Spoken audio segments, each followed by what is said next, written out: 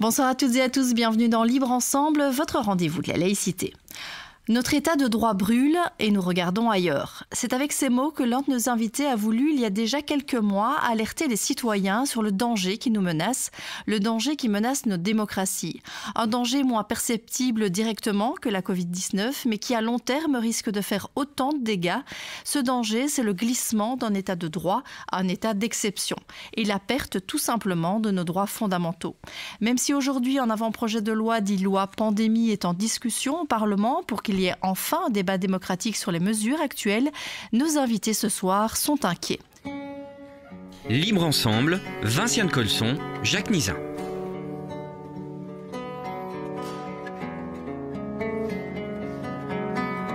C'est pour défendre certains de ses droits fondamentaux, sa liberté d'expression, sa liberté de réunion, qu'un artiste a fait bouger les lignes il y a quelques semaines. Quentin Dujardin, guitariste, a organisé un concert dans une église. Il partait du principe que si un prêtre pouvait célébrer la messe devant 15 personnes, lui, artiste, pouvait aussi jouer sa musique devant 15 personnes. Mais son concert a été interrompu par la police et on reçoit aujourd'hui son avocat, Maître Jacques Anglebert. Bonsoir. Bonsoir. Vous êtes avocat spécialisé en droit des médias et en droit d'auteur, professeur également à l'ULB. Et avec votre client, vous vous êtes associé à la Ligue des droits humains dans son action contre l'État belge devant le tribunal de première instance de Bruxelles. Une action qui porte sur la légalité et la constitutionnalité des arrêtés ministériels pris pour lutter contre la crise sanitaire. On va en discuter dans un instant. Et alors, à vos côtés, Nicolas Thirion, bonsoir. Bonsoir. Vous êtes professeur de droit à l'Université de Liège, spécialisé notamment en théorie du droit. Et alors, c'est vous que je citais en introduction, notre état de droit brûle et nous regardons ailleurs. C'était le titre donc d'une carte blanche que vous avez publiée en juillet dernier déjà. Alors l'état de droit, il a continué à brûler depuis lors, voire à s'embraser totalement. Je le crains. Je faisais référence ici à un mot célèbre de l'ancien président de la République, Jacques Chirac, qui, à propos justement des atteintes à l'environnement, expliquait devant les Nations Unies que notre maison brûle et nous regardons ailleurs. Et je crois qu'effectivement la métaphore s'applique parfaitement ici. Lorsque nous étions au mois de juillet, nous étions en présence d'un gouvernement qui certes était un gouvernement minoritaire, mais qui avait obtenu la confiance de la Chambre des représentants. Depuis, nous avons un gouvernement qui a une majorité parlementaire, nous avons un gouvernement qui a la confiance d'une majorité du Parlement, et ce gouvernement a continué d'agir en quelque sorte dans la droite ligne de son prédécesseur, et il m'a semblé effectivement que, alors même que dans un souci de délibération démocratique, lui aurait pu sans aucune difficulté ouvrir un débat sur les graves atteintes aux libertés fondamentales que les arrêtés ministériels provoquent, eh bien il ne l'a pas fait, et il l'a fait récemment, mais disons-le d'une certaine façon parce qu'il y a été en pratique poussé par les contestations de plus en plus vives qui ont été portées contre cette façon de faire. Et donc effectivement, je crois que notre maison, ou en tout cas notre état de droit brûle, et il brûle encore plus que l'été dernier. Et alors justement, parlons un peu de ces grands principes propres à l'état de droit. Alors on ne va pas entrer dans des explications juridiques trop complexes, mais finalement, dans ces grands principes de l'état de droit, il y en a plusieurs qui aujourd'hui sont malmenés selon vous et selon plusieurs juristes, avocats, associations des droits humains qui se révoltent aujourd'hui. Bon, les grands principes qui sont malmenés, c'est la légalité, la sécurité juridique, la proportionnalité. Alors est-ce que vous auriez quelques exemples à nous donner de ces atteintes à l'état de droit? Bien entendu. Alors effectivement, la légalité, ça signifie en gros qu'un ministre ou une autorité administrative ne peut agir que si elle y a été habilitée par une loi, et dans la mesure où il s'agit ici, dans les arrêtés ministériels, de prévoir des sanctions pénales pour la violation de certaines règles prévues dans ces arrêtés, l'interprétation de ces arrêtés et l'interprétation de la loi qui confère une autorisation au ministre de l'Intérieur de prendre certaines dispositions, cette interprétation doit être stricte, strictement limitée. Or, par exemple, des mesures comme la fermeture pure et simple de l'Horeca, ou la fermeture pure et simple d'un certain nombre de commerces pendant l'époque où les commerces non essentiels avaient été fermés.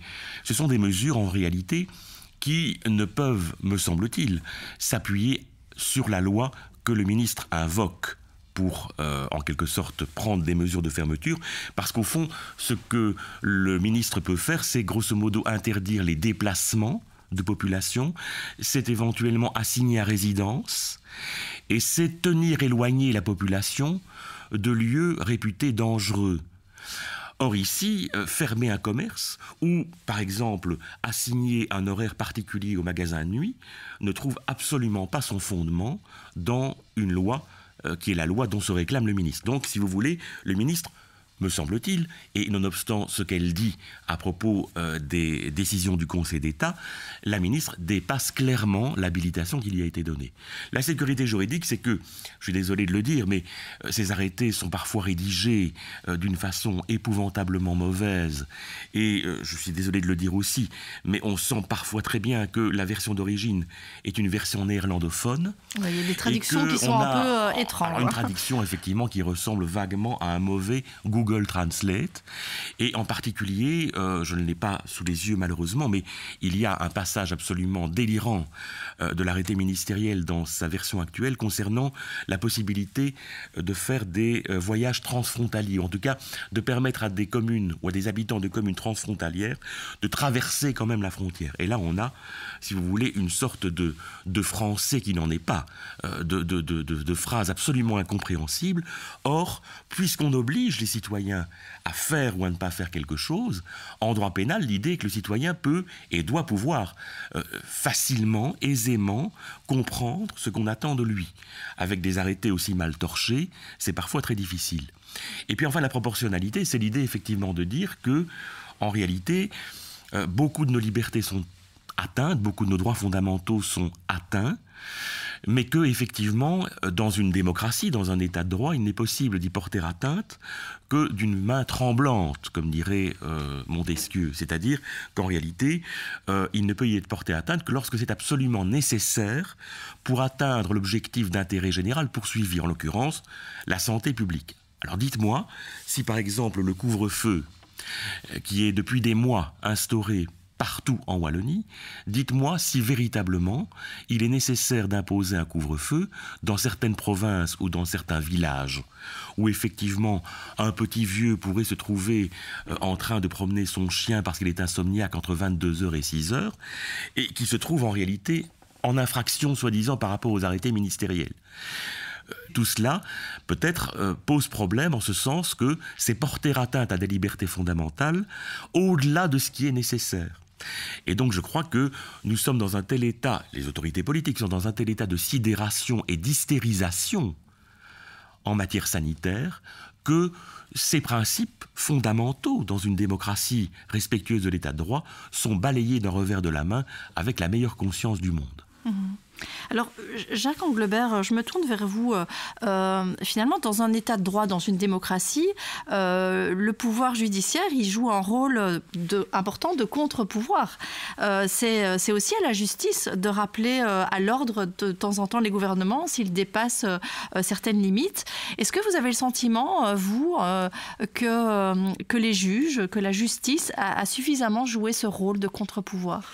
Vous avez tout à fait raison. La justice est un contre-pouvoir et c'est son rôle.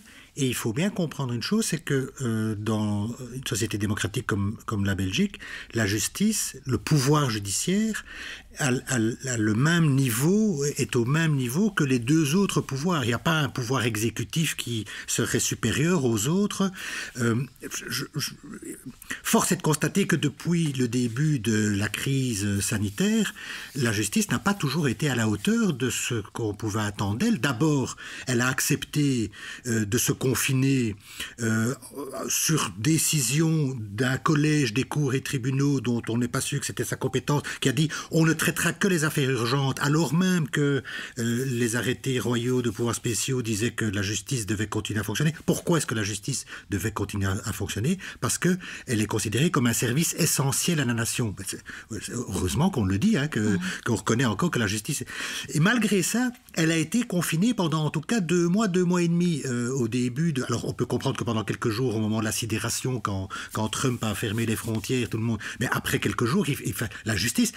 Or, ça témoigne de quoi? Ça témoigne de ce que, même pour les acteurs judiciaires, les magistrats, les avocats, c'était pas si grave qu'on ferme les cours et tribunaux, qu'on ferme les palais de justice, parce que c'était dangereux. Et comme c'était dangereux, on n'allait quand même pas mettre en péril la santé. Et donc, en réalité, la justice, c'est moins important que les supermarchés, où on a mis en péril la santé des caissiers et des caissières sans le magasin AVV à Namur où on peut acheter des plantes. J'y étais pendant tout le confinement. Ce qu'on a demandé aux pauvres caissiers, si c'était... Et donc, il y a malheureusement une absence de prise de conscience de ce qu'est réellement dans la démocratie aujourd'hui le rôle de la justice et ce rôle de contre-pouvoir. Alors, le confinement de la justice a pris fin, quasi. Le ministre de la Justice a essayé de resservir la sauce en octobre. Le Conseil d'État a donné un avis très négatif, mais les acteurs de terrain s'y sont opposés aussi, et ça n'a pas marché. Et d'ailleurs, on voit bien que c'était totalement inutile de reconfiner les cours et tribunaux, puisque ça fonctionne tout à fait normalement, quasi normalement. Mais quand on voit les décisions de justice qui sont rendues sur l'application des arrêtés ministériels et sur base des lois qui viennent bancales de ce qui vient d'être décrit par M. Thirion, on se rend compte que quand même, je trouve que la justice n'est pas au rendez-vous. On a souvent l'impression qu'elle accepte un discours juridique qui lui est en quelque sorte servi par l'exécutif sans l'œil critique qu'on attend d'elle et qu'elle a eu parfois, mais qu'elle n'a pas toujours, qu'elle n'a pas assez souvent, et c'est inquiétant par rapport à ce qu'on peut attendre de notre justice, surtout quand les droits fondamentaux sont en péril. Oui. Et c'est vrai que, par exemple, dans différents textes que vous avez écrits, Nicolas Thirion, vous dites il y a toute une série de mesures, par exemple, qui n'ont pas été assorties dans les textes de sanctions pénales. Et donc, on se retrouve en fait avec des gens qui ont été verbalisés, qui ont payé des amendes directement parce que c'est la règle. On a demandé aux gens de payer directement. Ils ont payé pensant qu'effectivement, ils étaient en tort et donc ils payent. Et en fait, cette verbalisation, elle était illégale. Et donc, il y a des gens qui ont payer des amendes qu'ils n'auraient pas dû payer, et la justice a laissé couler, on a laissé passer ça évidemment. Oui, en vérité, ce qui s'est passé, c'est qu'il y avait certaines dispositions à nouveau, puisque ces arrêtés ministériels sont écrits de façon telle qu'un étudiant de première année de droit qui remettrait une telle copie se verrait assigner une note d'exclusion immédiate.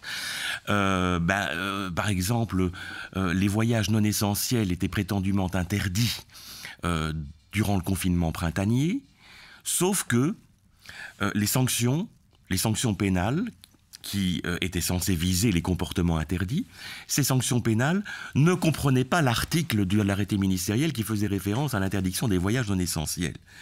Et du coup, il y a l'arrêté, le texte de l'arrêté, puis il y a des circulaires du ministère de l'Intérieur, et vous avez des policiers en bout de course, qui, il est vrai, sont les moins responsables de cette situation, puisque ce sont eux qui doivent malheureusement être en bout de course, mais qui ne sont finalement que le dernier maillon de la chaîne. Et ces policiers, évidemment, si on leur dit dans les circulaires, vous savez, vous devez verbaliser le type qui passe la frontière si son voyage n'est pas essentiel, effectivement, ils le croient, alors même que l'arrêté ministériel ne le prévoyait pas. Et donc certains en effet ont payé, et certains ont accepté de payer la transaction pénale qui du coup éteint ce qu'on appelle l'action publique, c'est-à-dire empêche qu'un tribunal puisse être saisi. Et le pire, me semble-t-il, c'est que justement les parquets, et en particulier aussi le collège des procureurs généraux, aient été si peu attentifs pendant toute cette période à la nécessité de préserver, même dans une période grave de crise sanitaire, la rigueur juridique. Et on a eu vraiment l'impression que les procureurs généraux jouaient un peu le rôle de petits télégraphistes du ministre de la Justice et de l'exécutif, et qui n'ont pas été capables, là encore, de garder un peu raison. Et donc, effectivement, je sais, par certains échos, que, à certains égards, quand le problème a été posé, le problème donc de ces verbalisations qui, en réalité, n'auraient pas dû être faites, et la question a été posée de savoir qu'est-ce qu'on va faire, comment est-ce qu'on va pouvoir éventuellement rembourser ceux de ces contrevenants, de ces faux contrevenants, au fond, ça n'a pas provoqué manifestement d'émoi particulier. Parce que, en gros, comme disait un président de la République de l'autre côté de la frontière, on est en guerre, et quand on est en guerre, à la guerre comme à la guerre, tous les moyens sont bons. Ce cas, si vous me permettez d'intervenir sur ce point, ce cas, c'est que le justiciable, le citoyen, risque de s'en souvenir. Hein. Ça fait des années que la justice demande des moyens, se plaint et prend à témoin la société en disant « Regardez comment est-ce que les autres pouvoirs et l'exécutif principalement traitent le judiciaire ». Et puis au moment où on se dit « La justice va être le rempart, va être le bouclier, va être cet acteur critique par rapport à ce que l'exécutif lui demande », on ne le trouve pas. Ça risque de porter préjudice à l'idée que le citoyen avait de la justice à l'avenir. Et alors, en fait, vous parliez d'un symbole, le fait que la justice a été confinée pendant tout un temps et que les magistrats l'ont accepté. Il y a un autre symbole qui a eu lieu il y a quelques semaines, donc le 14 février. Votre client, Jacques Anglebert, Quentin Dujardin, qui est donc artiste, guitariste, a voulu donner un concert dans une église, concert qui a été interrompu par la police. Alors déjà, avant de parler des suites de l'action, le fait d'interrompre comme ça un musicien en plein concert, ça fait mal quand même. Ça dit quelque chose de notre démocratie. C'est incroyable. Est-ce qu'on vous aurait dit ça il y a 2-3 ans, qu'on allait arrêter un guitariste dans une église parce qu'il fait un concert devant 15 personnes? Mais personne n'aurait cru ça. Et il se trouve qu'il y a aujourd'hui des autorités judiciaires qui ne voient pas que c'est vraiment très très choquant et qu'il y aurait peut-être à questionner le sens, la portée de l'action. Donc effectivement, rien que ça, on le voit. Je dois dire que M. Dujardin, que je ne connaissais pas avant, a fait ça remarquablement et a bien témoigné. Il a dit c'est indécent, effectivement. Peu importe tout le reste, c'est indécent, particulièrement ici, où il avait pris toutes les précautions pour précisément être, comme on pourrait dire, dans les clous, puisqu'il avait reproduit exactement la même chose que ce qui est par ailleurs autorisé si c'est un office religieux. Donc en plus d'être indécent, c'est incompréhensible et discriminatoire. Alors, il a dû attendre plus ou moins 2 semaines pour savoir s'il serait poursuivi. Au final, le procureur du roi de Namur a décidé donc de classer sans suite avec rappel de la loi. Comment vous analysez cette sanction, mais qui n'en est pas une, cette décision plutôt? Alors, c'est difficilement compréhensible, mais pour que vos auditeurs comprennent bien, le parquet a l'opportunité des poursuites. Donc, quand on constate une infraction, le parquet peut classer sans suite. Et il y a des dizaines et des dizaines d'infractions quotidiennement qui sont classées sans suite quand on considère que c'est pas à ce point grave, c'est pas nécessaire. Donc le parquet pouvait le faire. Le parquet est un peu ennuyé parce que par ailleurs, on aurait aussi pu ne pas envoyer de policiers et faire comme si de rien n'était. Mais manifestement, on a voulu verbaliser mon client, et d'ailleurs, la police a interrompu, il avait programmé 5 concerts, c'est après 5 minutes du premier concert qui était interrompu, il n'a pas pu continuer, il n'a pas pu donner les 4 autres. Et il attend la décision. Le parquet avait le choix, le procureur du roi de Namur, soit renvoyer, soit proposer une transaction qui aurait été refusée, et donc à ce moment-là, mon client était cité, renvoyé devant le tribunal de police. Mais vous imaginez bien le procès médiatique que ça allait faire. Je n'attendais que ça, de plaider cette affaire-là devant le tribunal de police et de lui visiblement, notre invité aussi, M. Thirion aussi. Et donc là, quand même, le parquet s'est dit, oups, c'est peut-être pas la meilleure chose à faire que de donner cette audience médiatique. Et donc, je suis bien obligé de classer sans suite. Et normalement, il classe sans suite. Mais classer sans suite, il doit motiver.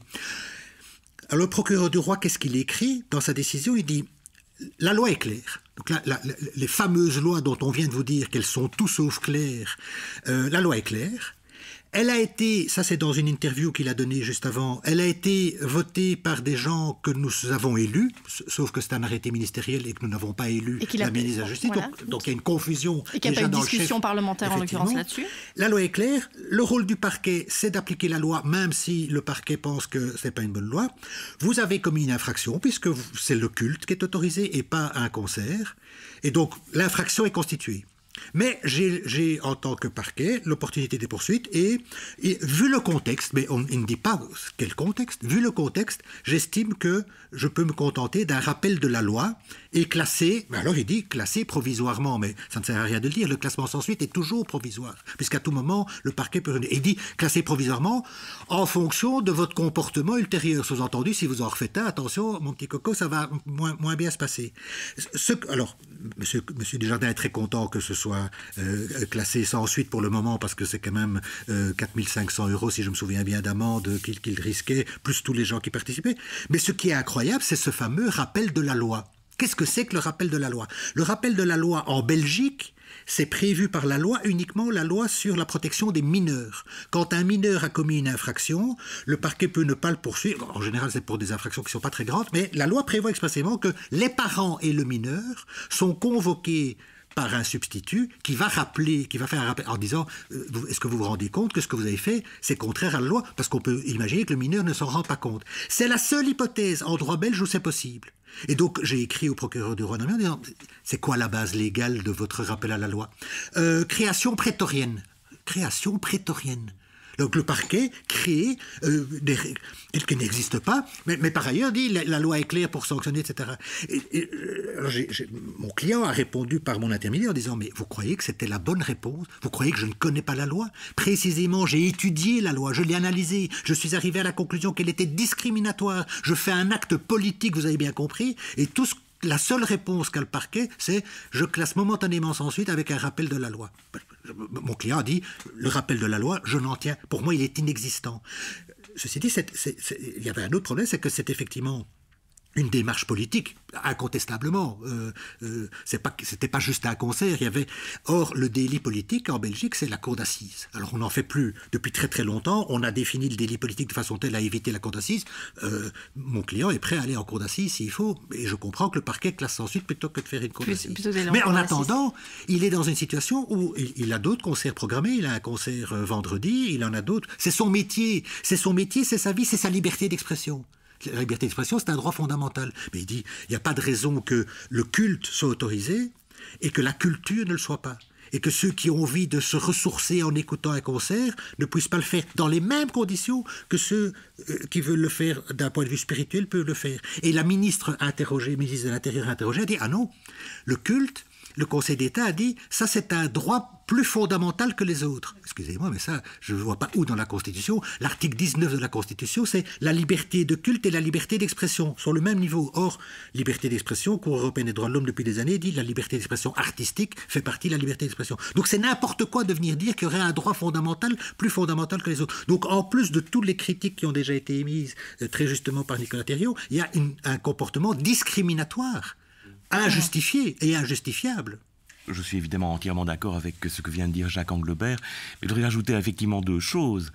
On parlait effectivement de liberté d'expression et nous pensions en effet jusqu'il y a peu que c'était une des rares libertés fondamentales auxquelles on avait encore pleinement droit, jusqu'à ce qu'une virologue vienne nous reprocher d'arrêter de râler et que effectivement nous ferions mieux. À nouveau, c'est le propre des régimes autoritaires, hein, de vouloir une seule voix, de vouloir pas de débat.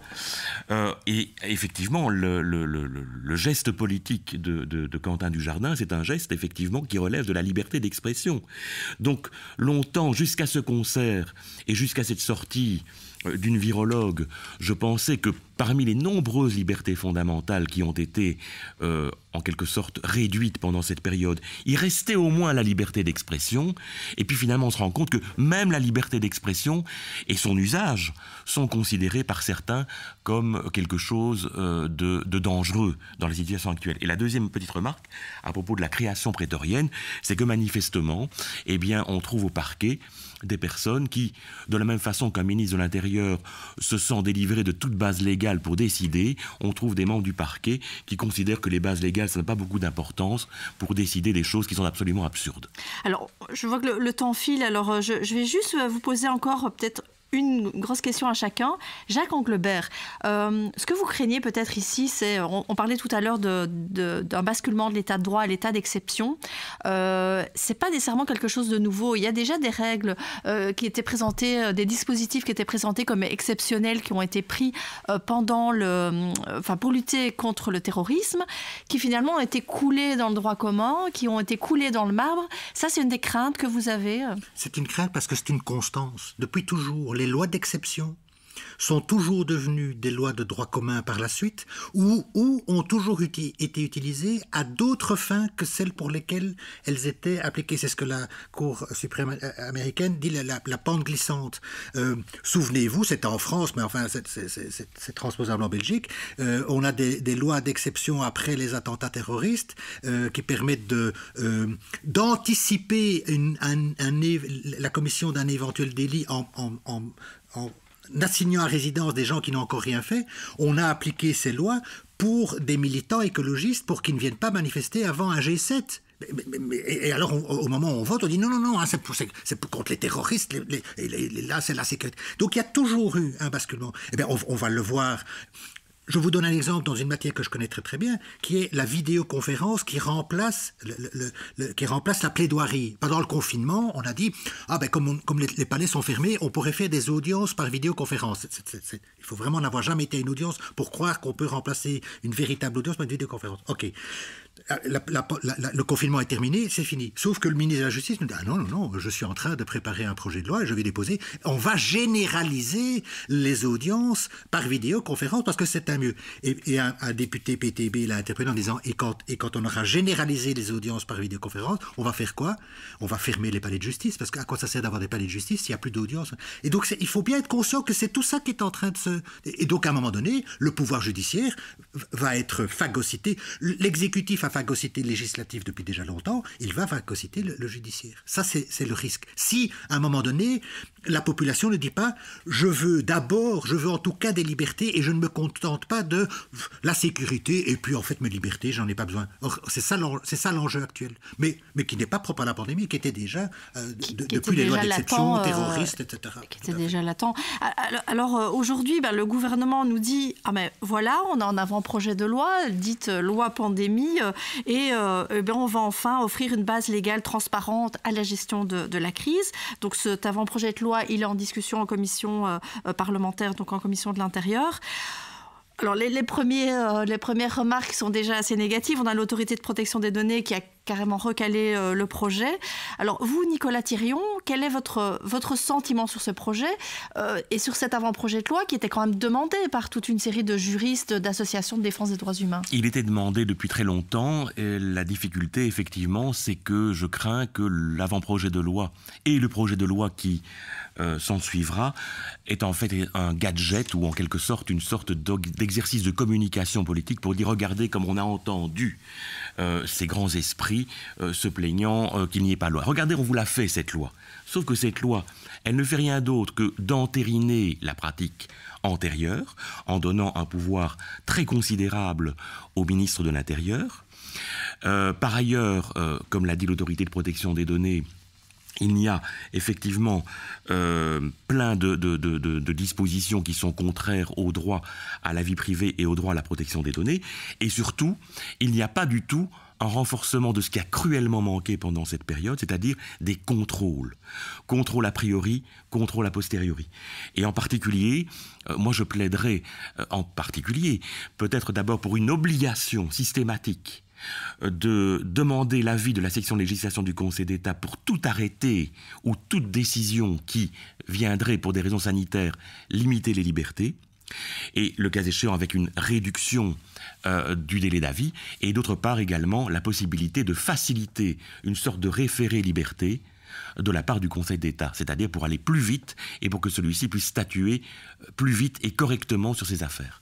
Alors Jacques Anglebert, une toute dernière question et vraiment je vais vous demander de répondre de façon la plus brève possible. C'est que je le disais en introduction, vous êtes joint à l'action de la Ligue des droits humains contre l'État belge. Qu'est-ce que vous attendez de cette action? Qu'est-ce que vous espérez, vous représentez votre client donc évidemment dans cette action? La Ligue a introduit une action qui demande à un juge du judiciaire en référé de dire suspendez toutes ces mesures prises sur base d'arrêtés illégaux. Et donc, contredisant l'analyse de la ministre du parquet, du Conseil d'État, section contentieux. Monsieur Dujardin a intérêt, évidemment, à ce que ça soit suspendu. Et donc, d'un point de vue assez symbolique, mais avec un intérêt personnel quand même, a dit « Je me joins à cette action, je demande la même chose que la Ligue, et à titre subsidiaire, je demande, en tout cas en ce qui me concerne, que cesse la discrimination qui est faite entre ce qui est permis pour le culte et qui n'est pas permis pour la culture, parce qu'il n'est pas certain qu'un juge fasse droit à l'action de la Ligue et qu'il est sans doute plus simple de faire droit à cette action sur base de cette discrimination que sur l'ensemble de l'action. » En attendant, on sait que Still Standing for Culture, Quentin Dujardin, mais d'autres artistes continuent, vont aussi faire des actions, parce que c'est ça aussi, montrer qu'on n'est pas d'accord et agir sur le terrain. Merci vraiment à tous les deux et merci à vous de nous avoir suivis. Une belle soirée à tous.